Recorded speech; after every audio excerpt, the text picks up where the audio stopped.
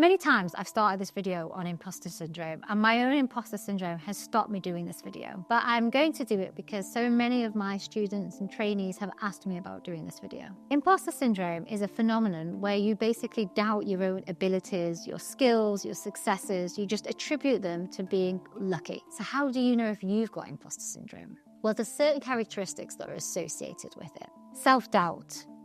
Doubting your own abilities. That's despite your qualifications, your accomplishments, you just don't believe in yourself. The other one is fear of being found out.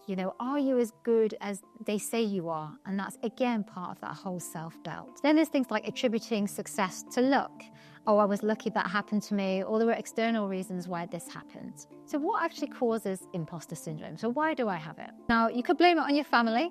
And you could say these family dynamics could be the cause. If you grew up in a high expectation environment or always wanting to please others, this can be part of that. If you're frequently compared to others, such as in a competitive environment or wanting to always achieve praise, this can be part of that as well. If you haven't figured it out already, I have imposter syndrome. I talk about imposter syndrome a lot. And one of the things that I try to do to embrace it is to share what imposter syndrome is and help others who have it. That's because imposter syndrome can lead to stress, it can lead to burnout, it can make you feel like you're not satisfied with your job, and it often prevents you from pursuing opportunities that you have because you doubt yourself that you can do them. Over time, it may affect your life and lead to anxiety and depression. So it's really important to try to address this. There are some strategies out there that are quite useful for helping with imposter syndrome. Firstly, you need to recognize and reframe those negative thoughts. Pay attention to that self-doubt and try to replace it with positivity. You need to recognize that feeling inadequate